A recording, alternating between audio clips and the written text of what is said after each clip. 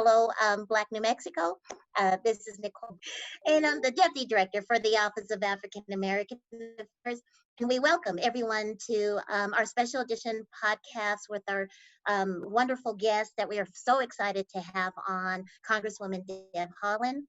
And we also like to hear from you. This was a special edition podcast, but we like to hear from our viewers. If you'd like for us to continue the podcast, let us know. You can like us on Facebook, Instagram, or on our website at oaa.state.nm.us.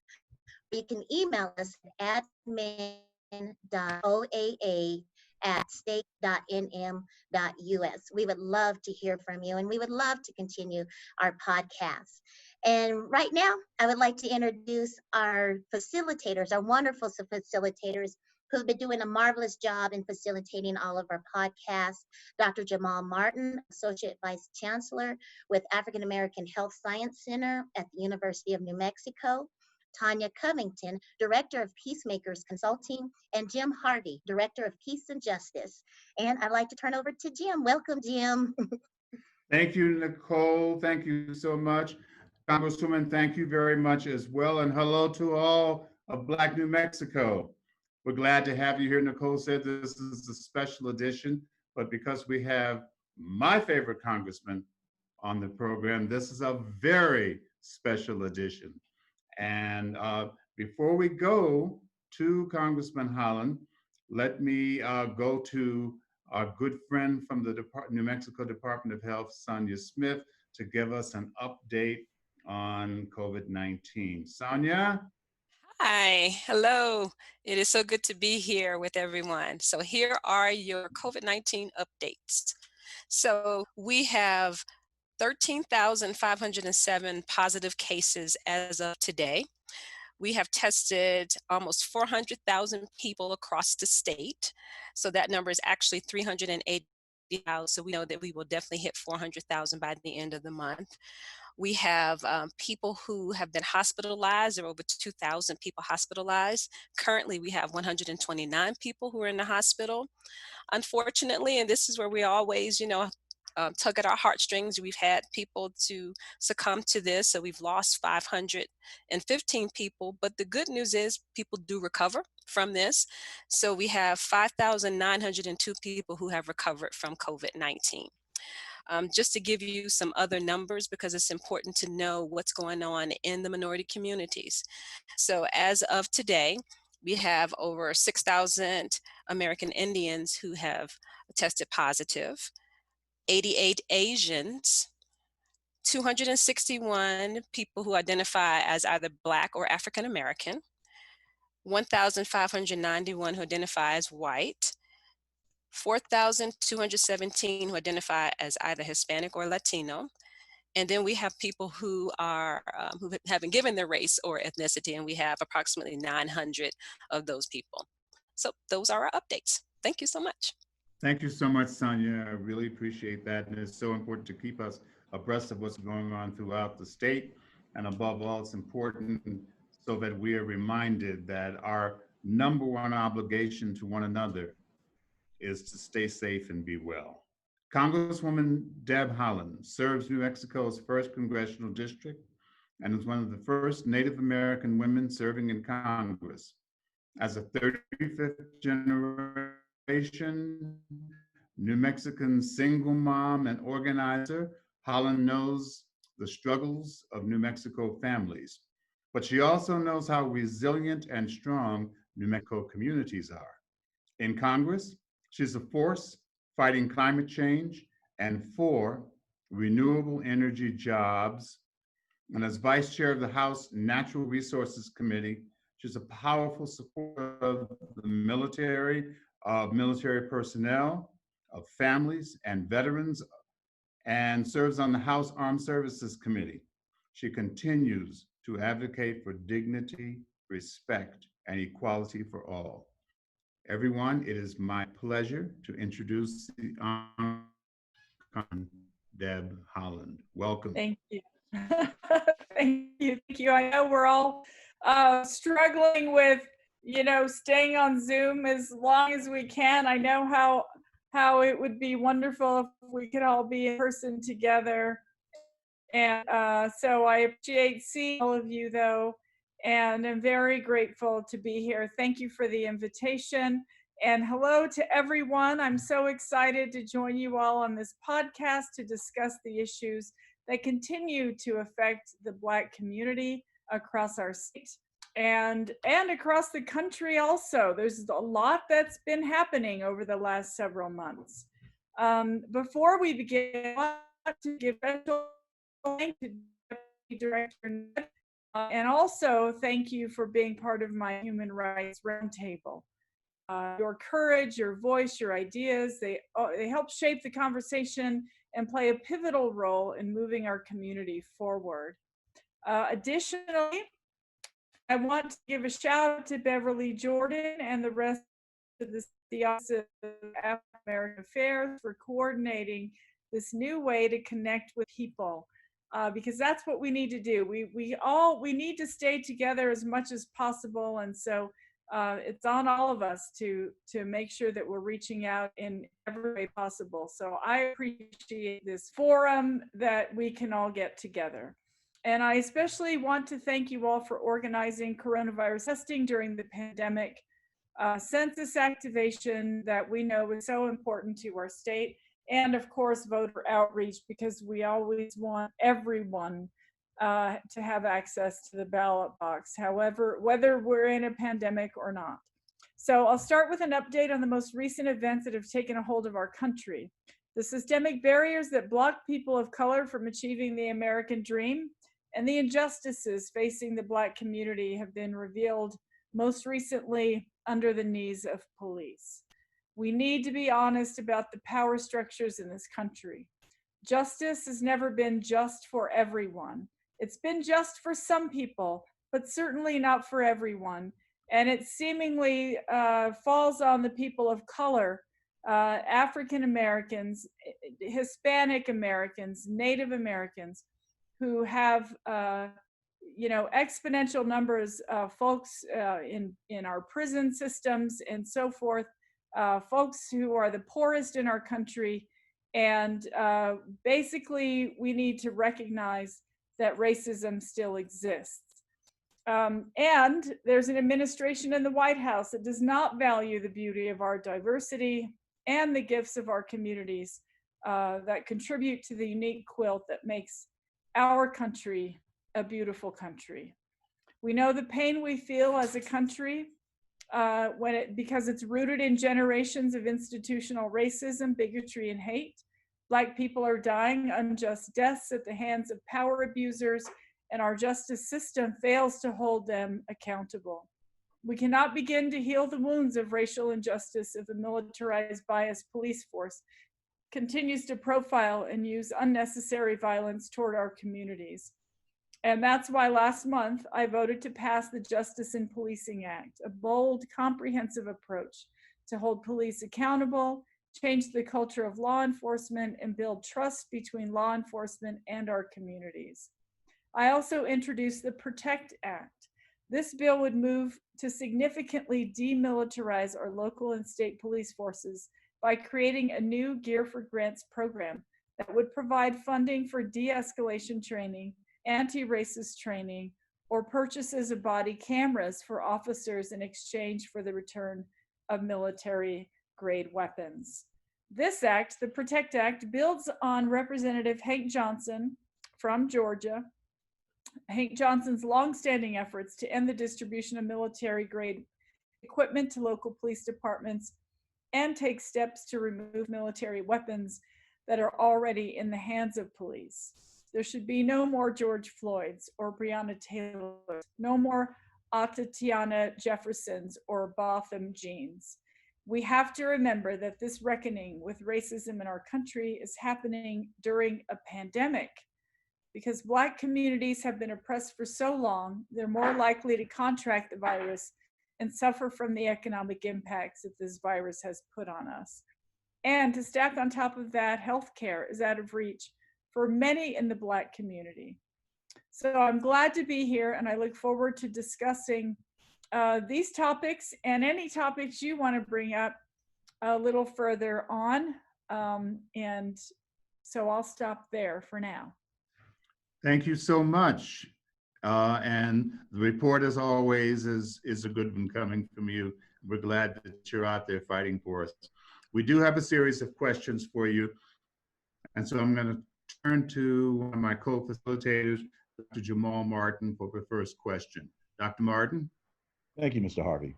Congressman Haaland, thank you very much for giving us this overview of the challenges presented by, or the challenges for historical minoritized people in New Mexico and America at large.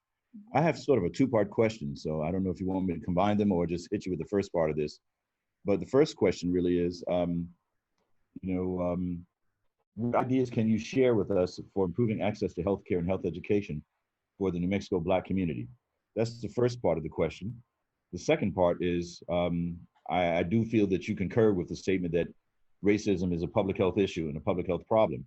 So what type of congressional actions do you think are necessary, particularly when we think about environmental racism and environmental justice? Mm-hmm. Thank Take you. your time. Thank you so much for those questions.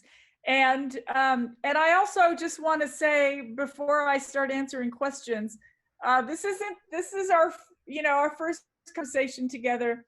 I hope it's not our last. So I'd love for us to stay in touch so that we can keep the conversation going. And so that's just an open invitation for you all to make sure you're staying in touch with me so that we can keep talking and revisiting these things and see how we're doing at moving these issues forward.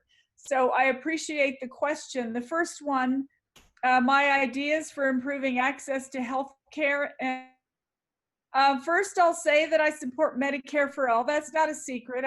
I campaigned on that during my campaign when I won this seat. And I did it because, first of all, everyone deserves to go to a doctor when they're sick. And that includes getting tested for the coronavirus and getting treated for something as devastating as this virus. Medicare for all is a bold solution that recognizes healthcare is a human right. And this Congress, we've seen the most progress on that bill. It passed out of committee, which has never happened before. Just last week, we passed the Patient Protection and Affordable Care Enhancement Act, which makes sure we continue to Medicaid.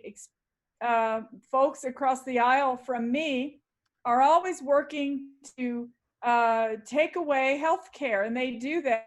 Obama or anything that he accomplished while he was in office, what they can do is just target all of his successes and try to take them away from people in our country. So we're consistently trying to fight that, at the same time moving Medicare for all forward.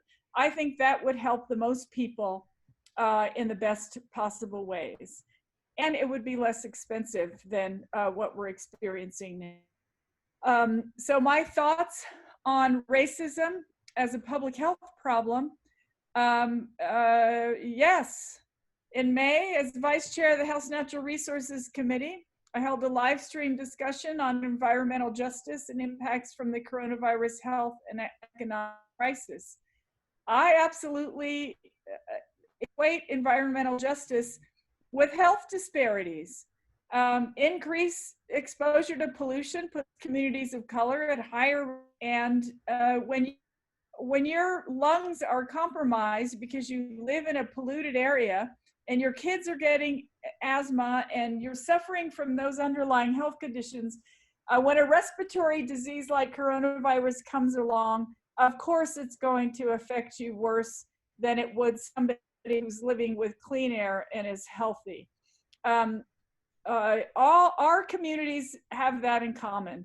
And that's one of the reasons. Now, I'm not a doctor, but I have to believe that the Navajo Nation has been hit specifically hard.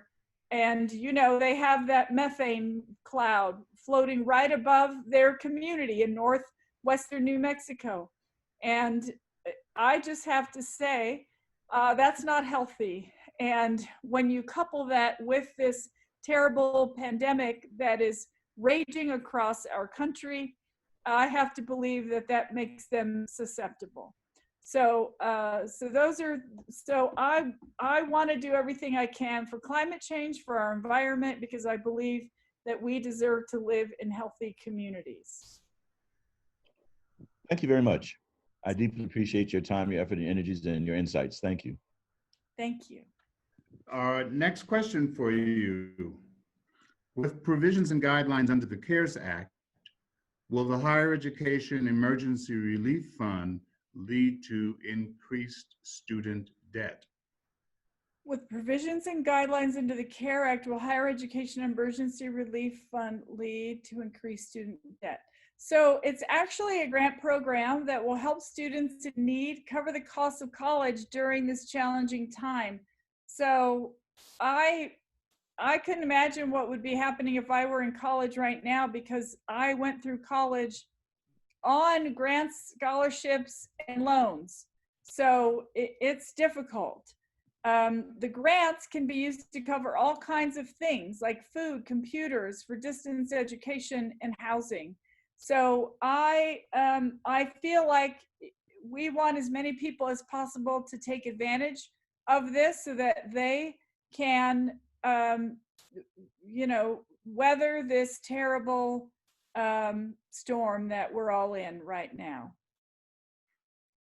So does the CARES Act have provisions that conflict with the Department of Education? No, I do not believe they do. What we know is that Secretary DeVos has taken the Department of Education down the wrong road. We've seen that time and again. She's allowed predatory lenders to get away with straddling students with loans and continues to support private. As someone who knows what it's like, and in fact, I'm still paying off my student loans. I just made my payment the other day. This student loan, you know, I understand what that's like, so it's all true to me. I'm a co-sponsor of debt-free resolution. It'd be super nice if students didn't graduate from college with tens of thousands of dollars of debt. And so we're always working to remedy that. And whatever students are to, whatever they're able to access in terms of grants from this, from the CARES Act, that they absolutely should try. And hopefully it's the students who really need it get the help. Great, thank you so much for the next question. Dr. Martin. Do you know if any and how many or few African-American Black businesses in New Mexico have benefited from the CARES Act or the SBA during this public health emergency? And what can be done to ensure equity in distribution of those resources?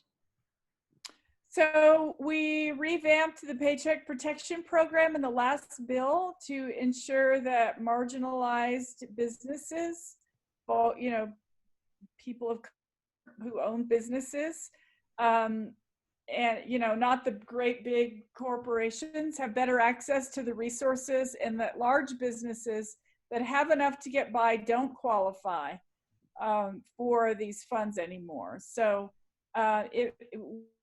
we would make sure that there are enough funds to go around.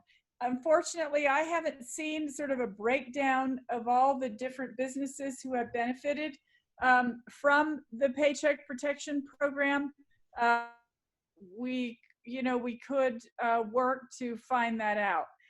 If, I mean, and of course, we were answering questions. We had town halls and roundtables with the small businesses agents, the Small Business Administration, and other folks to help business owners to wade through, you know, the whole law. And I hope that helped folks.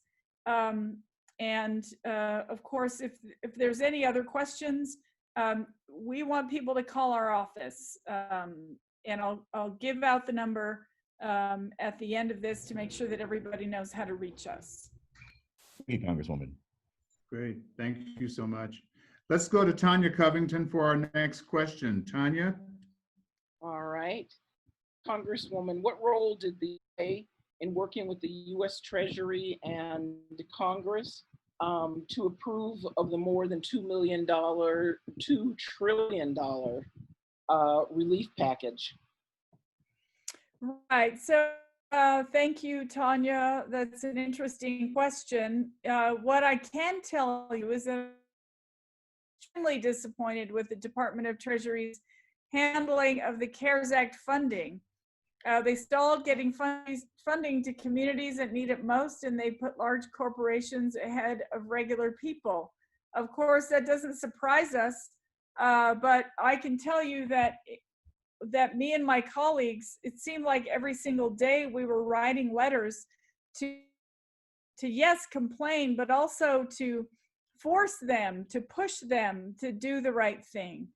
So, so we will just continue our fight to make sure that the people who need this help are getting it. And I appreciate the question, and just know that there's a good number of us in Congress right now every single day. It seems like a fight every single day, but we're happy to have that fight if it means that folks have opportunity to get helped. Great. Thank you so much for that. You alluded to this earlier in your opening remarks, and certainly at the Peace and Justice Center, among other places, this is a topic that is constantly bubbling up to the surface, and that is that there are growing calls for demilitarizing the police. What is being done at the federal level to support some steps towards achieving? Thank you so much. And yes, I want nothing more than I just think that's something that absolutely needs to happen.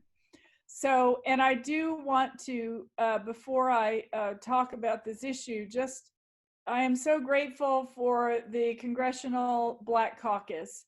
They worked very, very hard to move, and they've been working at like different parts of the Justice and Policing Act. All different parts of that have been happening for a very long time. And it seemed like everyone just came together and moved this forward. They had some compelling witnesses during the time they had this bill up. And so I just want you all to know that I'm just incredibly grateful for their leadership on this and during this time. So the Justice and Policing Act of 2020, I believe it's called the George Floyd Policing Act. It prohibits federal, state, and local law enforcement from racial, religious, and discriminatory profiling. It mandates training on racial, religious, and discriminatory profiling for all law enforcement. It bans chokeholds, no-knock warrants at the federal level, and limits the transfer of military-grade equipment to state and local law enforcement. It mandates the use of dashboard cameras and body cameras for federal officers, and requires state and local law enforcement to use existing federal funds to ensure the use of police body cameras. It establishes a national police misconduct registry to prevent problematic officers who are fired or leave an agency from moving to another jurisdiction without any accountability. That was an extremely to this bill, because as you probably read over and over, these law enforcement officers, the ones who have killed people, that was not their first offense. Nobody knew about it though. So I'm especially appreciative of that. But it also amends the federal criminal statute from willfulness to a recklessness standard to successfully identify and prosecute police misconduct. It reforms qualified immunity so that individuals aren't barred from recovering damages when police violate their constitutional rights. It establishes a public safety innovation grants for community-based organizations to create local commissions and task forces to help communities to reimagine and develop concrete, just, and equitable public safety approaches. It creates law enforcement development and training programs to develop best practices. and requires state and local law enforcement agencies to report the use of forced data disaggregated by race, sex, disability, religion, and age. And you know, the disaggregation of data is something we're always, whether it's has to do with justice or healthcare. They list all of us as other, and that's not helpful, right? Because you don't know where to put resources if you can't pick that data apart. So that part's extremely important as well. It improves the use pattern and practice investigations at the federal level by granting the Department of Justice Civil Rights and subpoena power, and creates a grant program for state attorneys general to develop independent investigations. Department of Justice task force to coordinate the investigation, prosecution, and enforcement efforts of federal, state, and local governments in cases related to law enforcement misconduct. So that's it in a nutshell. And we feel that we need to give this bill a chance. Thank you so much for that. And I just have to comment that that is probably one of the most comprehensive and clear representations of that bill that we've heard yet. And it's very encouraging, and I've got to hand it to you. You know, it really begins to address some very, very critical issues that our communities have been particularly concerned about. And as good as this sounds, there were, you know, my colleagues on the other side of the aisle who voted no on this. So we want all of you to voice your support for the George Floyd Justice and Policing Act, whether it's on a tweet or a Facebook post or a letter to you know, your senators or your Congress people or whatever it is. Voice your support, because the public, you know, they need to, we need the public approval. People need to know that it is supported across the country. Dr. Martin, I saw you leaning in. Oh, no, I was just thinking how wonderful that comment was, and I was just wondering if it were possible to ask the question, so I think I will. Okay. What are the possibilities of maybe sometime soon getting a federal anti-lynching act finally done? We passed that bill in the House. Right. We passed, and believe it or not, there were a few of my colleagues on the other side of the aisle who voted no on it.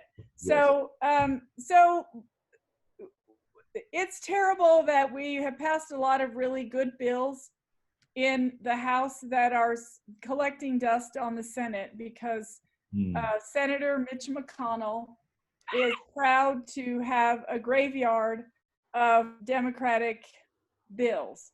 So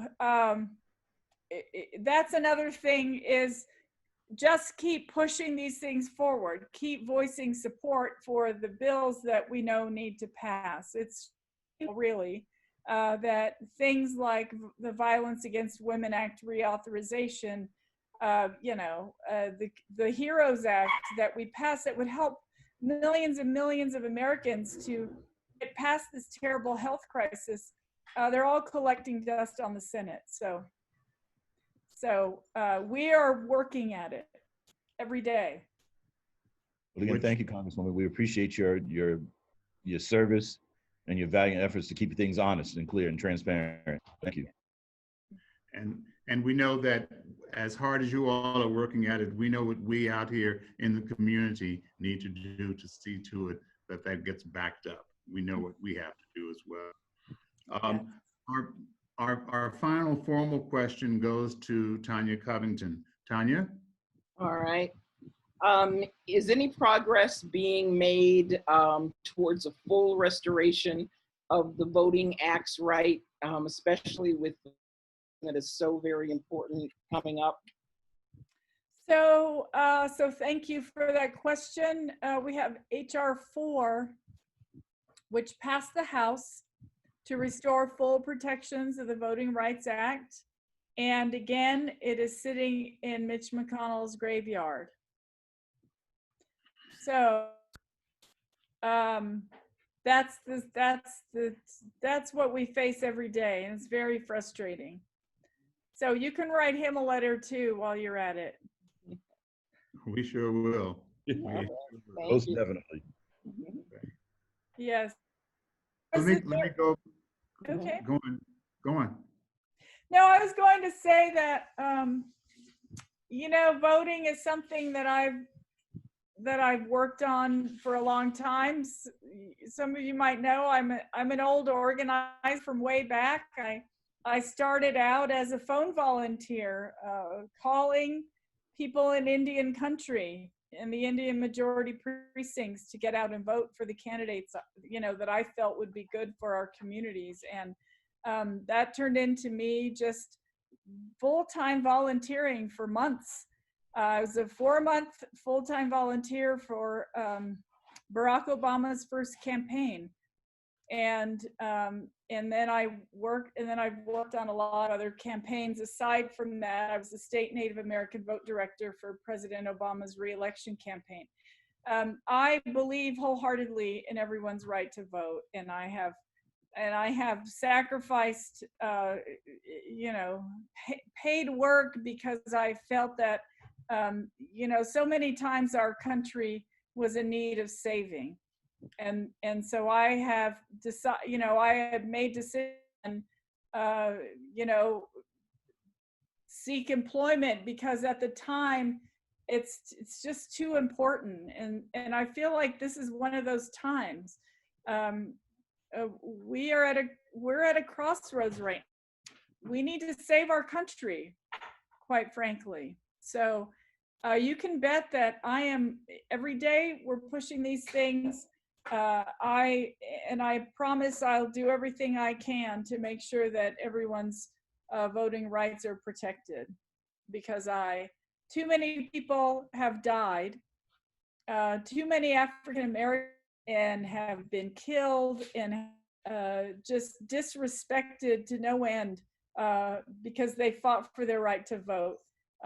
You might know, here in New Mexico, Native Americans couldn't even vote until 1948. So we're in this together. Thank you so much again. And before we to you, let me just poll the panel and see if either of our facilitators have any more questions or comments before we wrap up. No, I'm fine. I think we've taken up an ample amount of the Congresswoman's time, because she has such a busy schedule, so much work to do, and we've this energy. And I was just wondering if any of if our listeners have any questions also too. Tanya, any remarks from you? I just want to really thank Congresswoman Haaland for always being on the right side of things, and always letting us know that she's got our back. So Congresswoman Deb Haaland, do you have any closing remarks for us as you've honored us on? Well, you have actually honored me by having me here, and so I thank you so much. I really, really, truly appreciate us getting together, and we absolutely need to make sure that we are, staying together as time goes on. I talked greatly about the need for all of us to vote, and all of us to do everything we can to protect everyone's right to vote. So we're all going to move forward. There's just a few months before November. So think about ordering your absentee ballot, post office box, in plenty of time. You shouldn't have to use any stamps. It should be, those are postage paid. So plan to vote now, so that when the time comes, you can have a schedule and you can stay on it, right? And that's for every single person listening. I want everyone who's listening to answer the census. If you haven't answered your census yet, we need you to do it now. It takes 10 minutes. And it's so important, because we need the resources, the appropriations from Congress that will come to our communities, because we will know how many people are here and what their needs are. So please answer the census. That is so very important. Last thing, I had one more thing in my mind. I just want to make sure that I don't forget it. Oh, yes. Let me give you our phone number to our office. I have a wonderful constituent services team who will help anyone with any federal issue. That is, you got denied for SNAP benefits, call my office and they can help figure it out for you and hopefully get you those benefits. Veterans benefits, call our office and we'll help you. So anything that is troubling you federally, we can help with. And even if you don't know where your issue lies, we can help get you in touch with the right person. So our phone number to our office is 505-346-6781.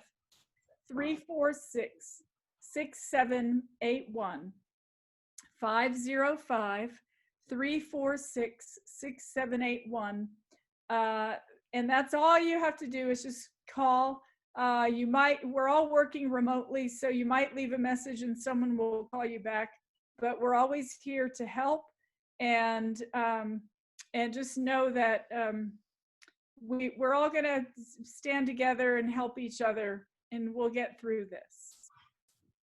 Thank you ever so much. This has been absolutely wonderful, insightful, informative, and special thanks and special shout out to the New Mexico Office of African American Affairs that has continued to do a tremendous job. The work that this office does in terms of reaching into African American communities throughout the entire state of New Mexico is to be commended. And the work that has been done with these podcasts is to be commended.